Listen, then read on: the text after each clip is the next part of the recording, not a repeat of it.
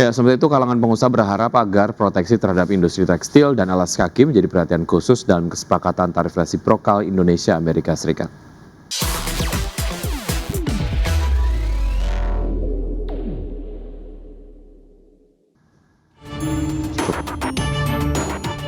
Kamar Dagang dan Industri atau Kadin Indonesia dan Asosiasi Pengusaha Indonesia atau APindo berharap pemerintah perlu memberikan perhatian khusus kepada sektor industri yang berorientasi ekspor dan padat karya yang selama ini menjadi tulang punggung ekspor dan penyerapan tenaga kerja nasional. Di mana sederet sektor tersebut merupakan kontributor penting bagi penciptaan lapangan kerja dan perolehan devisa. Oleh sebab itu, dia menilai pemerintah perlu menjaga keberlanjutan daya saing industri melalui strategi negosiasi yang tepat.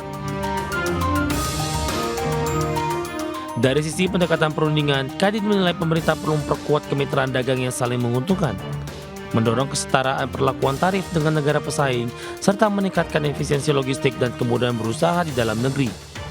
Yang harus menjadi perhatian, menurut Kadin adalah industri padat karya seperti tekstil dan produk tekstil, alas kaki, furnitur, perikanan, serta beberapa produk manufaktur tertentu. Sementara itu, Asosiasi Pengusaha Indonesia atau APindo menilai sektor paling rentan terhadap kebijakan tarif Amerika adalah industri padat karya yang memiliki exposure tinggi ke pasar ekspor negeri paman Sam tersebut. Untuk itu, kesepakatan tarif antara Indonesia dan Amerika Serikat harus menjaga keberlangsungan industri pakaian dan aksesori rajutan, furnitur dan lampu, olahan daging atau ikan atau krustasea, produk kulit, produk pakaian non-rajutan, hingga mainan dan perlengkapan olahraga. APindo khawatir perubahan tarif akan berdampak langsung pada pesanan, tingkat utilisasi kapasitas produksi hingga arus kas perusahaan yang pada akhirnya berpotensi menekan penyerapan tenaga kerja. Oleh sebab itu, APindo maupun Kadin berharap sektor industri padat karya perlu menjadi prioritas perlindungan dalam bernegosiasi, mengingat kontribusinya terhadap manufaktur dan stabilitas tenaga kerja nasional cukup besar, termasuk dengan menyeimbangkan neraca perdagangan. Dari Jakarta, Adex Cem. Ya, informasi berikutnya pemirsa, Kementerian Keuangan menambah alokasi transfer ke daerah sebesar 10,65 triliun rupiah untuk disalurkan ke pemerintah daerah yang terdampak bencana Aceh dan Sumatera. Ya, secara total ada 67 daerah di 3 provinsi yang terdampak bencana Sumatera sehingga anggaran tambahan TKD.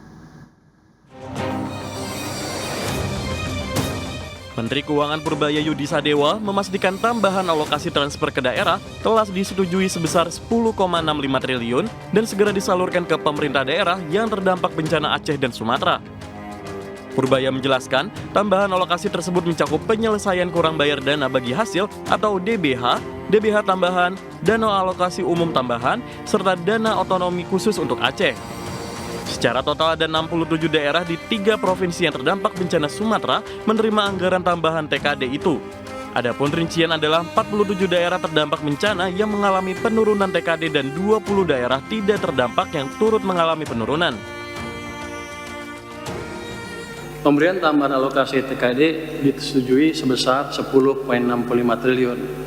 Jadi bukan angka yang 7 atau 8, kita ambil yang maksimal sesuai dengan usulan dari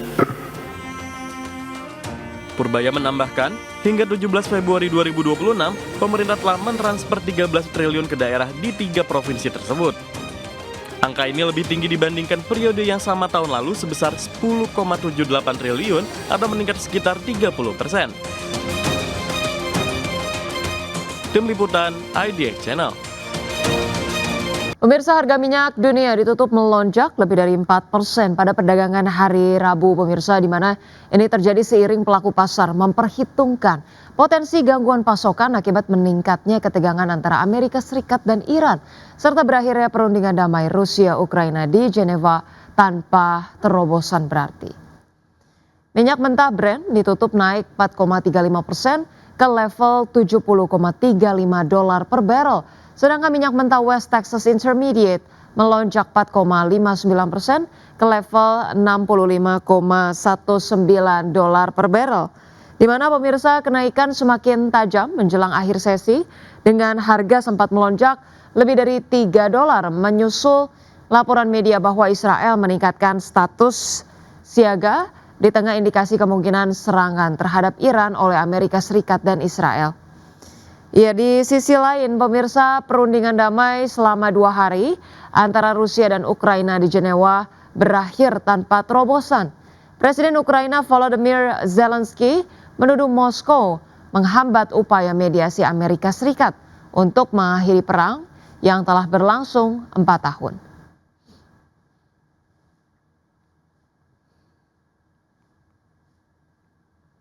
Ya pemirsa, selanjutnya kami hadirkan informasi dari bursa global pemirsa, di mana bursa ekuitas Wall Street berakhir di zona hijau. Pada perdagangan Rabu didorong kenaikan saham-saham teknologi berkapitalisasi besar seperti Nvidia yang melesat 1,6% dan juga saham Amazon setelah kekhawatiran terkait valuasi kecerdasan buatan mulai mereda.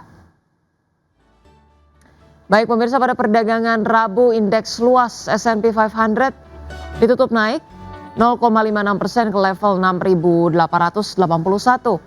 Kemudian indeks Nasdaq Composite menguat 0,78% ke posisi 22.753 dan indeks Dow Jones Industrial Average menguat 0,26% ke posisi 49.662. Ya, sementara itu pemirsa, dari bursa ekuitas Eropa yang melesat ke rekor tertinggi baru pada perdagangan Rabu, hal ini didorong oleh penguatan saham pertahanan dan juga perbankan di tengah respon terhadap investor terhadap laporan kinerja emiten serta kabar potensi pergantian kepemimpinan di Bank Sentral Eropa. Kami hadirkan informasinya pemirsa, indeks STOXX 600 ditutup melonjak 1,19% ke level 628,69. Indeks DAX Jerman naik 1,12% ke level 25.278. Kemudian indeks FTSE 100 Inggris menguat 1,23% pemirsa ke posisi 10.686.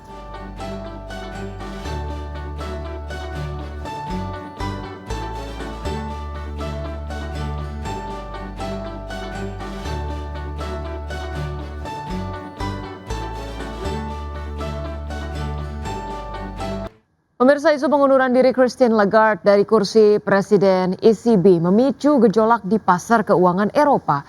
Kabar ini langsung menekan euro pada perdagangan Rabu, mencerminkan kekhawatiran investor atas potensi ketidakpastian kepemimpinan Bank Sentral Eropa. Isu pengunduran diri Christine Lagarde dari kursi Presiden European Central Bank ECB memicu gejolak di pasar keuangan Eropa. Lagarde disebut-sebut akan mundur sebelum masa jabatannya berakhir pada Oktober 2027. Kabar ini langsung menekan euro yang melemah 0,15% pada perdagangan Rabu, mencerminkan kekhawatiran investor atas potensi ketidakpastian kepemimpinan Bank Sentral kawasan euro. Mengutip sumber yang mengetahui pemikiran Lagarde, Financial Times mengatakan keputusan itu diduga membuka ruang bagi Presiden Prancis Emmanuel Macron untuk ikut menentukan suksesi pucuk pimpinan ECB. Langkah ini dinilai syarat dimensi politik, mengingat masa jabatan kedua Macron berakhir pada April 2027 dan ia tak bisa mencalonkan diri kembali. Sementara itu, pihak Bank Sentral Eropa membantah laporan tersebut dan menyatakan bahwa Presiden Lagarde sepenuhnya fokus pada misinya dan belum mengambil keputusan apapun terkait akhir masa jabatannya. Secara fundamental, posisi Lagarde di ECB dinilai krusial. Sejak menjabat pada 2019 setelah sebelumnya memimpin IMF, Lagarde menghadapi serangkaian krisis mulai dari pandemi hingga lonjakan inflasi akibat invasi Rusia ke Ukraina pada 2022. Kebijakan pengetatan moneter agresif ECB di bawah kepemimpinannya dianggap berperan besar menahan laju inflasi di kawasan euro. Lagarde sendiri sebelumnya telah menepis wacana mundur lebih awal. Pada Juni tahun lalu, ia menegaskan bertekad menyelesaikan masa jabatannya. Karena itu, sebelum ada pernyataan resmi, pasar kemungkinan akan terus dibayangi spekulasi politik yang berpotensi mengganggu stabilitas euro dan arah kebijakan moneter Eropa ke depan. Berbagai sumber IDX Channel.